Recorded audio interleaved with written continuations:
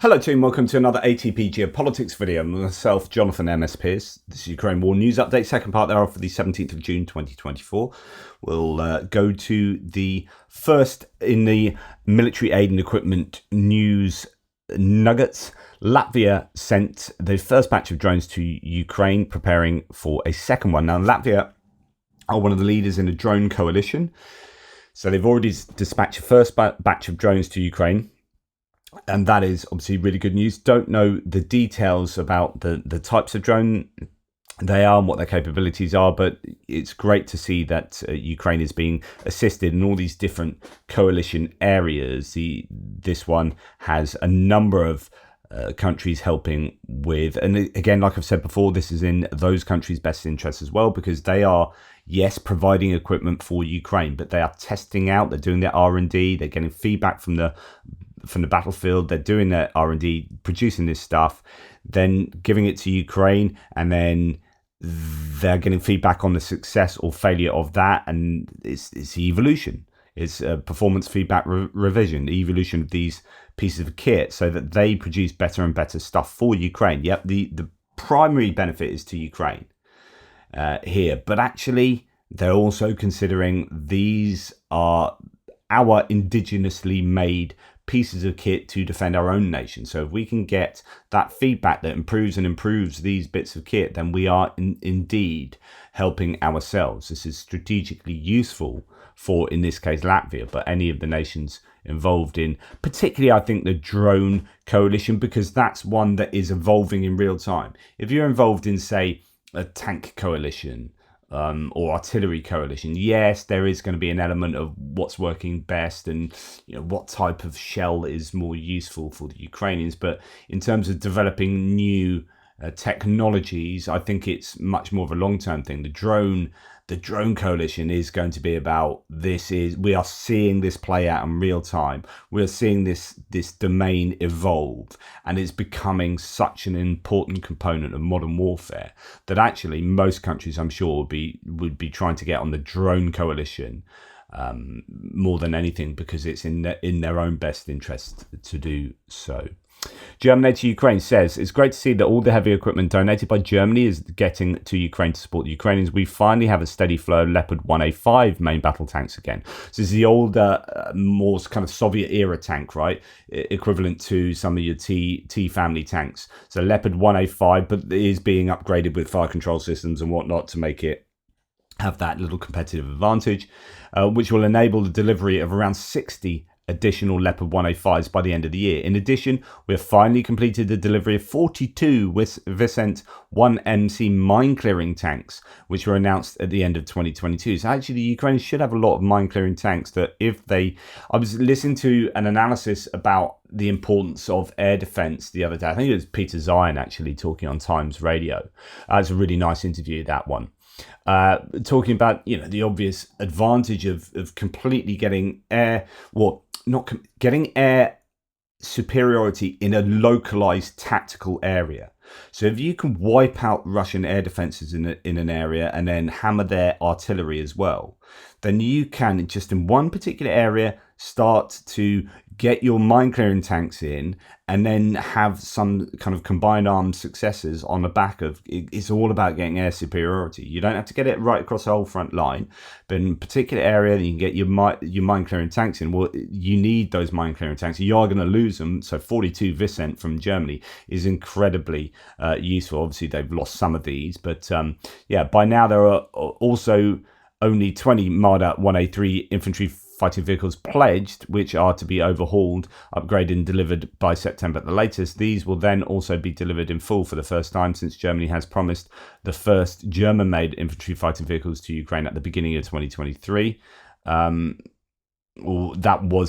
They were promised at the beginning of 2023. Now we've got facilities being built, and they should have those by the end of 2024. It should be the first indigenously built German IFV, and that would be the Lynx.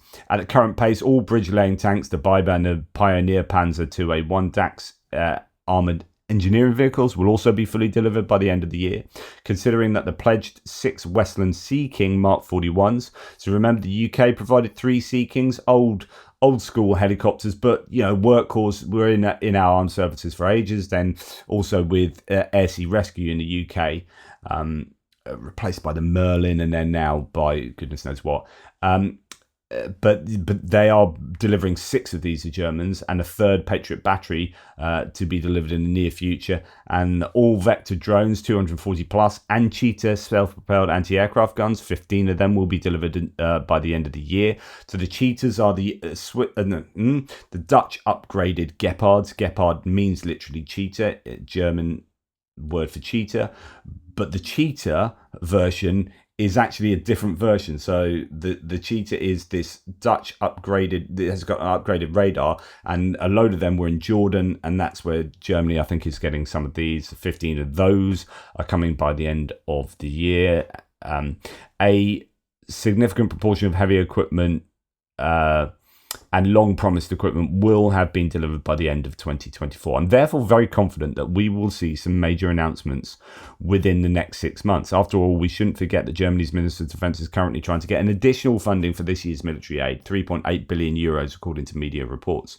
In addition to that, 15 billion euros are planned for military aid in 2025. One can only hope that the German government can agree in the amount, because that would mean some major contracts with arms manufacturers. In the long term, this should close gaps for the which there is currently no funding. State-of-the-art infantry fighting vehicles and main battle tanks, much more air defence, ammunition, and high-quality reconnaissance drones. This is really, first of all, really useful summary from German aid to Ukraine. Thanks for that. But also it shows how important Germany are, and how involved they are in giving consistent, high-level quality support to Ukraine. Yes, the US is super, super important, the most important. But in the absence of the US aid for 7 months, Germany did a really good job of trying to step up there and actually stepping up. And I think we need to remember that. The Bild, which is a German tabloid, followed the chairman of the Bundestag's Defense Committee, Markus Faber, on a visit to the recently officially opened Rheinmetall maintenance hub in Ukraine, and published a few interesting details, which I'd like to briefly present here, says, again, German aid to Ukraine. Apparently, not only Marder 1A3 IFVs, but also Leopard 1A5 main battle tanks are already being repaired there. That's in Ukraine, despite Rheinmetall recently stating that Leopard 1 and 2 is only planned for the future. So they've got Marders being repaired there. According to Bjorn Bernhard, the head of Rheinmetall Land System, Rheinmetall is not only planning to produce and deliver Lynx infantry fighting vehicles, I've just talked about that, but also Sky Ranger 35 turrets on Leopard 1 chassis for the use in Ukraine. So this is what I reported on yesterday, and German aid to Ukraine says, very recently we saw a Sky Ranger 35 turret on a Panzer 87, which is a Leopard 2 type of tank, a Leopard 2 hull.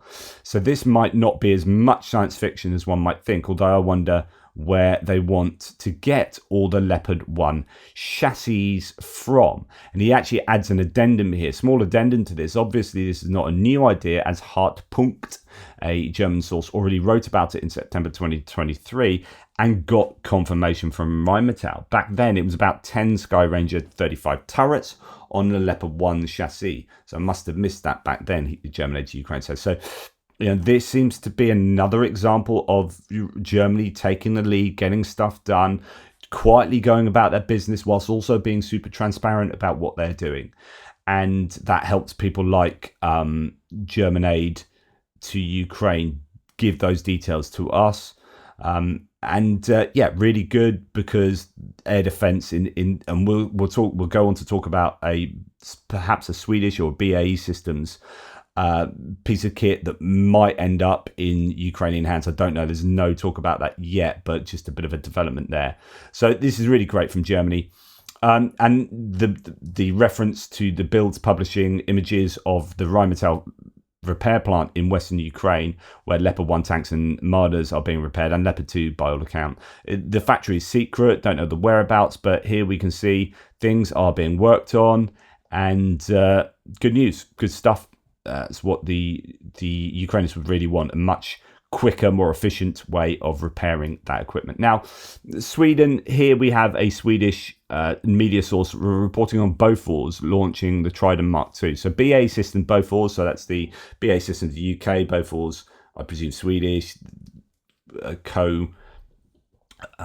cooperation here, launches Trident Mark II. So it's a new 40mm air defense system. So think about that kind of turret. You've just seen that Skynex system. The German shoved loads of lead into the air really quickly. So this system is designed to protect against modern airborne threats, including drones, and is based on a Bofors 40mm L70 automatic cannon. Okay, just before I go on, remember that this is an industry and these are private concerns. So when Rheinmetall says, hey, check out this Skynex system that this prototype that we tested in Ukraine works really well, now we're going to give some to Ukraine, and then we're going to put a variant of this turret on top of some old Leopard chassis, you're going to have BAE Systems, BAE Bofors going, what are we doing about that?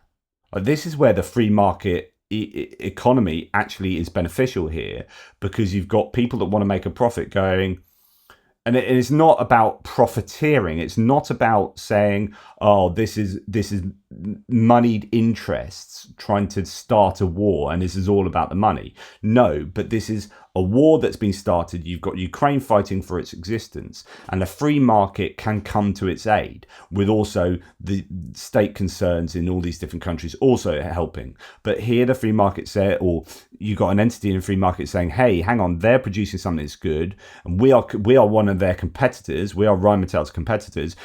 Can we provide something good? And that's to the benefit of Ukraine, as people are rushing to get stuff to Ukraine to then get that marketed to the world as being a really useful system. So anyway, I digress. Trident Mark II is a perfect solution for military operations where soldiers need a proven, precise and reliable air defense system to keep the airspace clear and protect troops and infrastructure, says Lena Gillström, CEO of BAE Systems Bofors. So Trident Mark II is a self-propelled air defense system with a rate of fire of 300 rounds per minute. So that is, divided out by 60, that's 5 rounds a second. That's quite a lot of rounds. The system can be mounted on different vehicles and also relieved on platforms. So that, I think that means put down on platforms, which is exactly what the Skynex system appears to be as well. It uses Bofors programmable ammunition 3P with a range of 12 kilometers. Now that is, I think, your advantage here. And we can talk about the types of rounds, but a 12-kilometer round is super good. So something like the Geopol gives you about 5 kilometers worth of range. 12 kilometers is over double that. Super, super useful. In a feature with SVT Nyheter, so that's a media source, on April the 1st, Hakan Ekval, responsible for ground-based air defense systems, air defense at BAE Systems Bofors, says that it could, for example, relieve 4 air defense systems. I presume that means you can put 4 air defense systems that are then operated from the same place at a safe distance. So you can have 4 systems arranged that each have 12 kilometer range. You can arrange them to give you, I guess, 48 kilometers. Well, no, it'd be 12 kilometers that way and that way. So then 12 kilometers. Would that be 96 kilometers of actually coverage? So that would be incredibly useful, all controlled from one central place. So you don't need people operating that system there, is the way I understand it. So yeah, each anti-aircraft gun is equipped with its own sensors and fire control systems. The system is based on the Bofors 40mm, as mentioned, L70 automatic cannon. Today, a variant of it is used on, among other things, the Swedish Combat Vehicle 90, so CV90, and anti-aircraft gun carriers 90. The company writes that the Trident Mark II will be able to use a programmable zone tube ammunition Bofors 3P, pre-fragmented, programmable, proximity fused. So what I presume is that this is very, even though, I mean, these shells are probably not small, right? As we've seen with the Geopol, they're quite big shells and they're expensive. So the Geopol ones are $500 to $600. These would be pretty expensive. So if you're firing 300 rounds in a minute, you are chewing through a lot of money. So it's worth remembering that. But these proximity fuses means that it gets close to, say, a drone or a missile, and it can detect that and explodes close to it. So you can fire loads of this lead into the air, and you're going to get, hopefully, you know what you're aiming at. But even so, you can blow up next to anything that's up there. That's my very simple understanding. Both forces have been providing the grenade type for several years. At the end of 2020, they demonstrated how the grenade could knock out drones. Quote, the system is adaptable and can be developed as threats change, making it one of the most effective air defense systems on the market today. Lena Gilstrom continues. So I know this is nothing at the moment to do with Ukraine, but my guess is any announcement like this is in the context of the Ukraine war, really. If you want to test this stuff out to see whether it works, you want to get it to Ukraine. That's why Skynex was provided in prototype form to Ukraine. Test this out. This is what we think is really going to help you. And then if it really works, you can buy loads of them off us. There you go. Canada has allocated $15 million to assist Ukraine in returning children deported to Russia, said Canadian Prime Minister Justin Trudeau. The announcement came amid reports of Ukrainian children being listed for adoption on Russian websites under fake identities. Don't forget that terrible stuff like that is happening, and that's how Russia is operating. French Air Force was committed to certifying the training of 26 Ukrainians in 2 years. Quote, under the hangars of the airbase in southwestern France, which cannot be named for security reasons, a handful of young Ukrainian pilots have been training for war for several months between land and sea, forest winds, and the smell of immortel. Not quite sure where that is going. No F-16 here. The fighter jets are supposed to be flying in Ukraine, but Alpha jets lined up under shelters under the runway. Thanks to Franco-Belgian cooperation, a handful of these twin jets have been made available. Their interests, they are equipped with a dashboard imitating that of the F-16, since the Belgian armed forces fly the F-16s, and will train with them on the base until 2018. 2018. According to the Air Force, there are currently only 10 Ukrainian pilots. Some have never flown, others have experience on the L-39 Albatros, that's a training plane, a Czech-made drive aircraft.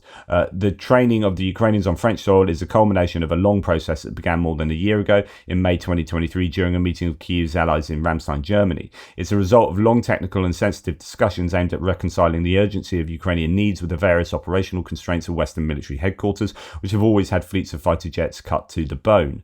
For France, the challenge was twofold. On the one hand, like other allies, including the Americans, it had to make room for these Ukrainians in its own training curriculum, which is heavily burdened by the training of its own pilots, right? So this is what the US are saying. We can't take any more than 12 Ukrainian pilots because we have to train our own pilots and the pilots from around the world that we're already doing. That's set in stone. So the idea that you can just suddenly make space for, we can triple the amount of pilot training, for the Ukrainians is unfortunately pie in the sky. On the other hand, to suspend at the last minute the retirement of its Alpha jets, which the French Air Force had decided to phase out in 2023, with the exception of the Patrouille de France, in favour of more modern aircraft, the Pilatus PC-21. The airbase where the Ukrainians are being trained has to move its walls in order to redirect 60% of its activity, according to its officers, to the training of these new recruits. In total, there are 26 Ukrainians in 2 years that the French Air Force has finally committed to training, assures a spokesman for the Air Force present on the site. A notable effort, whereas normally it certifies around 30 pilots per year after 4 or 5 years of training. The first class of Ukrainians should be certified in September. So this is the training involved in F-16 pilots that they would go on from France to fly F-16s and train on the F-16s and then in Romania, Arizona, Denmark. But now, of course, we've got the whole Mirage 2000-5 issue that needs to take into account. These decisions concern in particular the reduction of the learning time. In agreement with Kiev, the content of the modules has been condensed and streamlined. The training of Ukrainian pilots in France should take 6 months as opposed to the usual 18 months, 3 times quicker. And of course, that will come with challenges and ramifications, such that you might have pilots who are just not as good as they should be because they're having to rush through the training. After passing through France, the Ukrainians are due to join a base in Romania, where this time they'll learn how to really take charge of the F-16. That's what I was saying before. But of course, that doesn't talk to what's going on with regard to the Mirage training. Now, moving on to recruitment here and mobilization. More than 2,750 Ukrainian prisoners were released from prison and signed a contract with the Ukrainian Armed Forces. many are already being trained in military bases, according to the Washington Post. At least 4,000 men are expected to volunteer in the first round of recruitment. So, wow, that's 4,000 people that they otherwise wouldn't have had access to. That's a great decision to mobilize prisoners, and really good news for the Ukrainians there. A new Ukrainian surface drone, the Stalker 5.0, worth 60,000 euros, has been introduced in Odessa. The drone is capable of reaching speeds of 55 to 75 kilometers an hour and carrying 150 kilograms of explosives. This is a very fast moving speedboat that packs something of a punch. Now, Samuel Bendet here saying a quick take. Russian Defense Minister Belousov, so remember, he's a guy that's come in with industrial training. He's more of an economics guy, and he's looking at mobilizing the Russian industry to better support the Russian MOD. He's encouraging the MOD to better coordinate with numerous volunteer efforts that supply drones and other equipment to the front. In his recent meeting, he called such initiatives regional efforts, since many are supported by governors. This is, I guess, a case of looking at what Ukraine are doing and how successful Ukraine are being in getting huge numbers of drones into their stocks from these volunteer groups, not just groups within Ukraine, but I was literally speaking with Mark B the other night over a glass of Pinot, and he was showing me pictures of how the process works of getting drones from, say, eBay in the UK, making sure they're up to spec, getting experts to look at them, getting that then to a group that takes them out to Ukraine, getting them posted in Ukraine, and then getting them to the units. Thank you, Ivan.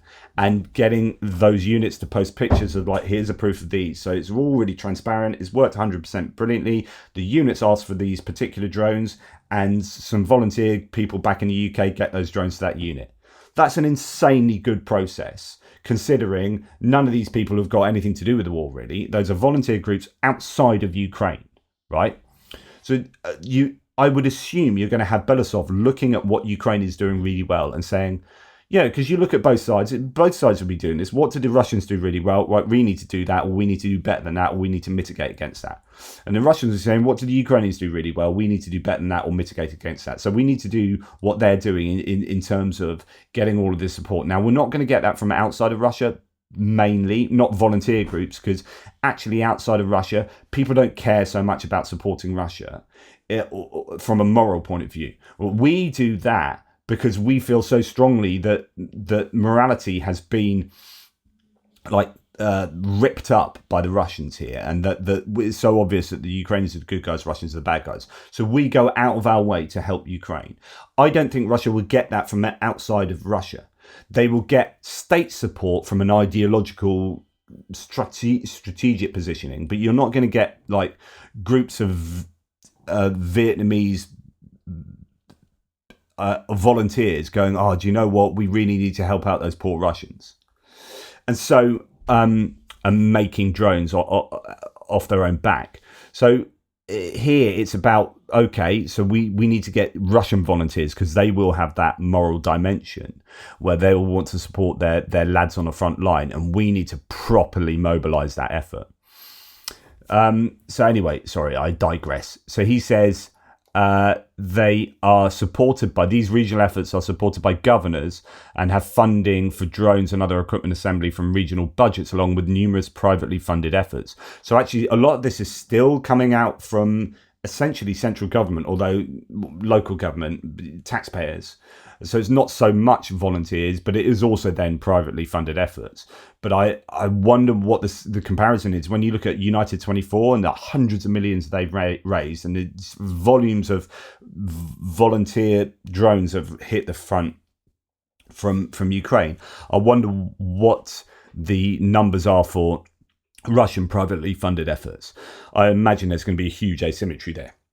Anyway, he continues, in a meeting with Belousov, Alexei Dyumin, Putin's aide, noted the need to, quote, increase the efficiency of interaction and coordination between subjects and regional businesses with the MOD. Yep. In the development and production of unmanned aerial vehicles, electronic warfare, and reconnaissance equipment and other high-tech products, Belousov then noted that the, quote, constituent entities of the Russian Federation have been providing great assistance to the troops by from the beginning of the invasion, purchase and supply of drones, tactical electronic warfare equipment, wheeled vehicles, armor protection elements, and other equipment that goes directly to units.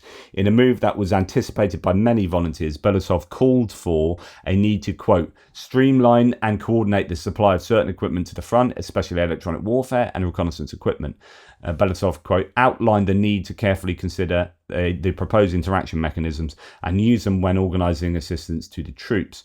According to Belousov, this will help avoid excessive variability of products at the front and will increase the efficiency of using technical equipment supplied by the regions. In other words, the MOD wants to avoid duplication of efforts and possibly select a few volunteer startup tech to supply on a mass scale. There have been these issues with the reactability, is that word, of the Russians with regard to the needs of the front line. So the really slow moving bureaucratic industrial production of Russia has led to often getting outdated I think equipment to the front line, where they'll say, right, we need these drones with these particular capabilities, maybe these frequencies, and then the wheels start turning and then the Russian MOD kicks in, and then by the time they get an absolute ton of these things to the front line, it's like, oh, that's not what we need. We needed that 6 months ago, but now you've given that to us now, and these are all defunct, and actually we need this rather than that. And of course, the Russian MOD is less able to react quickly to that. So that is an issue that the Russians are facing. But also, where have I gone there? But also with regard to just duplication of efforts and the coordination, there's just not as much coordination. Where when you look at something like United 24, which is this charity that's run by the Ukrainian government, you have that natural kind of communication, connection and interaction between the state and the private and the volunteer sectors. Yeah, I think the Russians recognise they need to really pick up there and then scale it up. So here we have possibly select a few volunteer startup tech to supply on a mass scale. Some Russian volunteers welcome such MOD involvement since they consider their technologies as proof of concepts that can only be scaled up by the official government efforts. Others have criticised earlier MOD efforts to select a few efforts to support on a mass scale, such as the selection of the VT-40 FPV drone produced by the Pseudo-Platov initiative that is criticised by other Russian volunteers developing other FPVs. Regardless, Belousov is starting to make good on his promise to Putin for a better coordination between the MOD and the myriad of volunteer national efforts. How that all turns out remains to be seen. So interesting that he is starting to make his mark, Belousov, and that's bad news for the Ukraine. As I said, that he would be a good person to put into that position because again, you look at where Ukraine has the advantage, and it's in the area of that interaction between the MOD and private entities and volunteers, and that was a good assignment. Right, okay. Another video of Russia's Wally UGV, so that's an unmanned ground vehicle designed to protect assault groups with electronic warfare. Again, says Samuel Bendet. There are a number of UGVs I'm seeing being used by the Russians and being designed by the Russians. I saw one that was dropping mines that was blown up. So they are being used on the front line, and they're being targeted by other drones. I think the Russians might be. I seem to get this idea that they are producing more UGVs than aerial drones. In terms of, I'm seeing more variety, whereas I guess with the aerial drones, they're just plugging on the same ones and trying to get more and more, say, Zalas and Lancets and Orlans out there. Whereas the UGVs are relatively newer than UAVs, the aerial drones, the ground drones. I think we're in an earlier phase, if you like. So we're just starting to see loads of prototypes come through from the Russians, particularly. But the Ukrainians are also making these themselves. I mean, I've literally stood next to one being driven in Ukraine. Okay, and then I shared this with you earlier in my previous video, but it talks to Russian recruitment, how here's a Somali who's giving his account of getting a tourist visa really quickly, then seeing all these adverts for joining the army, didn't really understand, doesn't have the knowledge of the Ukraine war that we do, and so just thinks, oh, loads of money, I'm going to live like a king, I can send money home, and so he joins the army. 7 weeks later, he's on the front line in Ukraine, gets captured. He says it's hell. Didn't realise we'd be sent to a war zone, etc., etc. And it goes to show that Russia is very heavily relying on foreign mercenaries or foreign fighters to mobilise. It's that crypto mobilisation that's happening under the radar, but a klepto mobilisation, sometimes they're stealing them, sometimes they're just really attracting them, but of course they don't really care about them. If they die, then they don't really have to pay compensation back to Somalia, right? They're not going to be paying the family in Somalia. And also, if these guys are lying injured on a battlefield, they're going to be less inclined to save them and risk sending soldiers in to pull them out. And therefore risk having to recuperate these people in a hospital that costs, and so on and so forth. So these, I would imagine, are quite attractive for the Russians to take on. They're quite expendable human beings, which sounds horrible, but that's I'm sure the way that Russia's seeing it, which is it's better to use foreign fighters than Russian fighters for a whole bunch of reasons, and so that's why they're leaning heavily on recruiting in this way. Okay, thanks for watching. Please like, subscribe, and share. Really appreciate your support. Take care. Speak soon.